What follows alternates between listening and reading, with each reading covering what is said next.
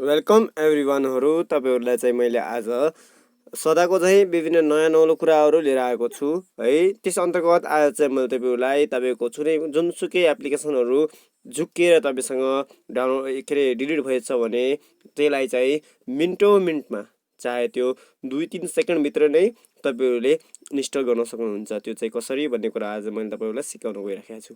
कृपया यसलाई स्किप नगरिकन हेर्नु होला, नत्र भए तपाईले बुझ्नुहुन्न र यो चाहिँ यो च्यानलमा चाहिँ फेक भिडियो राख्छ भन्ने कुरा तपाईको मनस्थितिमा बस्नेछ। त्यसले गर्दाखेरि कृपया चाहिँ राम्रोसँग यो स्किप नगरी हेर्नु होला र मात्रै तपाईले यो कुरा बुझ्न सक्नुहुनेछ। र सँगसँगै तपाईले चाहिँ यो भिडियो अन्तिमसम्म हेरिसकेपछि तपाईलाई एउटा अफर पनि छ, एउटा तपाईलाई गिफ्ट पनि छ। तपाईको यसको अन्तिमसम्म हेर्नु होला, त्यो गिफ्टलाई पनि यसो बुझिदिनु होला। र सँगसँगै मेरो चाहिँ अन्तिमसम्म हेरिसकेपछि तपाईलाई यो भिडियो कस्तो लाग्यो त्यस्तो अनुसार सल्लाह सुझाव दिई यो नयाँ हुनुहुन्छ भने मेरो यस्तै किसिमका आकर्षण र आवश्यक भिडियोहरू पाउनका लागि सब्स्क्राइब गर्नु होला र सँगसँगैको नजिकको बेल आइकन पनि दबाइदिनु होला। र सुरु गरौँ आज चाहिँ हाम्रो आजको भिडियो तर्फ। जस्तो कि तपाईले थम्बनेलमा हेरिसक्नु भएको छ, तपाईको इमो फेसबुक कुनै पनि चिज झुक्केर इन्स्टल भइसक्यो भने त्यसलाई चाहिँ मिन्टमा चाहिँ कसरी इन्स्टल गर्ने भन्ने कुराहरू तपाईहरुले चाहिँ हेरिसक्नु भएको छ। त्यसै दौरान त्यसैको मैले थम्बनेल अनुसार म चाहिँ तपाईहरुको कुरा अगाडि बढाउन गइराखेको छु। हेर्नुस्, तपाईको अगाडि अहिले चाहिँ यहाँ फेसबुक र इमो दुवै नै छन्। यानी हेर्नुस्, यो फेसबुक हो, यो इमो हो, यो दुवै छन्। मैले यसलाई इन्स्टल गर्छु तपाईको अगाडि नै। हेर्नुस् यहाँनिर गएर अनइन्स्टल भएछ। हेर्नुस् यहाँनिर क्लिक गरेपछि अनइन्स्टल हुन्छ, तपाईलाई थाहै नै छ यो अनइन्स्टल भइसक्यो। त्यसपछि यहाँनिरको इमोलाई पनि मैले अनइन्स्टल गर्न गइराखेको छु। हेर्नुस् तपाईको अगाडि नै इन्स्टल भयो। त्यसपछि तपाईको चाहिँ अब तपाईहरुले एउटा काम गर्नुपर्ने के छ भन्दाखेरि यो एपीके ब्याकअप भन्ने चाहिँ यो एप्लिकेसन तपाईले चाहिँ प्ले स्टोरबाट सजिलै डाउनलोड गर्न सक्नुहुन्छ। त्यो डाउनलोड गर्नुपर्ने हुन्छ है। यो डाउनलोड गरिसकेपछि तपाईले चाहिँ सहीसँग यो गर्न सक्नुहुन्छ। यो नियम, यो सिस्टम चाहिँ विशेष त यसैमै हाइलाइट भएको हुनाले चाहिँ यो डाउनलोड गर्नुपर्ने हुन्छ। तपाईले यसको चाहिँ लिंक चाहिँ मैले डिस्क्रिप्सनमा पनि राखिदिएको छु, त्यहाँ गएर पनि तपाईले डाउनलोड गर्न सक्नुहुन्छ है। आउनुस्, अब मैले चाहिँ यसलाई चाहिँ स्टार्ट गरे, ओपन गरे है। अनि यो रिस्टोरमा गए। रिस्टोरमा गइसकेपछि मैले यहाँनिर चाहिँ इमो भन्ने शब्द भेटाएँ अनि यसलाई रिस्टोर गरे। रिस्टोर गरेर इन्स्टल गरे। हेर्नु, हामीसँग नभए पनि इन्स्टल सिधै भइसकेको छ। कुनै कोबाट चाहिँ मैले सेरिटबाट राखेको छैन, कसैको चाहिँ ब्लुटुथ वा कनेक्सनबाट राखेको छैन है। हेर्नुस्, सिधै आएको छ यो। अब यो सिधै हाम्रो चाहिँ इन्स्टल हुने क्रममा छ। यो इन्स्टल हुन्छ छिटै नै। हेर्नुस्, इन्स्टल भइसक्यो। अब यो चाहिँ ओपन हुने तर्खरमा छ। तपाईहरुले जसरी गर्नुहुन्छ यो ओपन भयो है।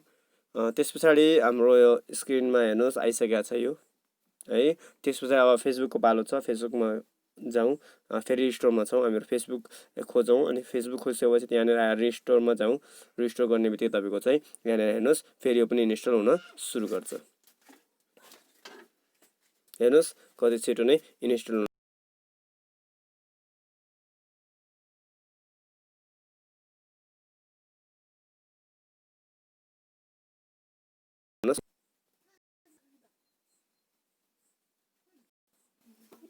हेर्नुस् अब चाहिँ इन्स्टल भइराखेको छ। हेर्नुस् र इन्स्टल भइसक्यो। अब चाहिँ मैले ओपन गरेँ।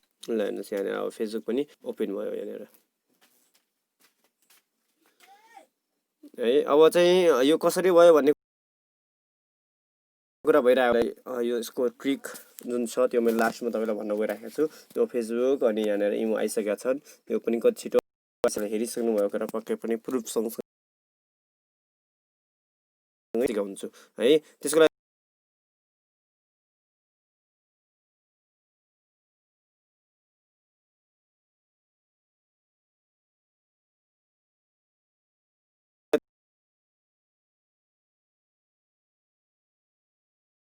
तपाईले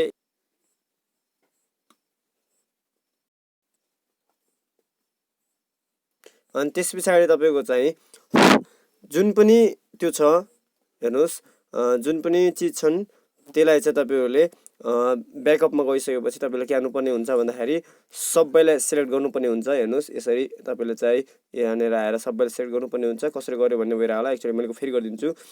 यहाँ कुनै एउटालाई चाहिँ टच गरिराख्नुहोस् अनि एउटा चाहिँ यो यस्तो कलरको आउँछ।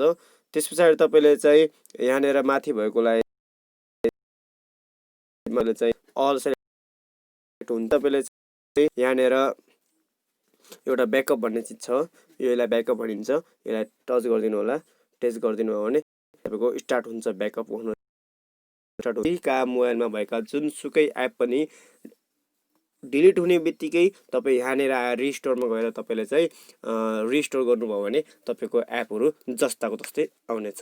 ल साथीहरू, पक्कै पनि तपाईँहरूले हेरिसक्नुभयो कि कसरी हुँदो रहेछ भन्ने कुराहरू प्रमाणित सहित एउटा प्रुफ सँगसँगै भइसक्यो। तपाईँलाई कस्तो लाग्यो कृपया सल्लाह सुझाव दिनुहोला र सँगसँगै यस्तै आवश्यक आकर्षक भिडियोहरूका लागि प्लिज सब्सक्राइब गरिदिनु होला। सब्सक्राइब गर्नु भने सबैभन्दा पहिला तपाईँसँग पुग्नेछ र यो भिडियोलाई लाइक पनि गरिदिनु होला र केही सल्लाह सुझाव छ भने कमेन्ट पनि गरिदिनु होला।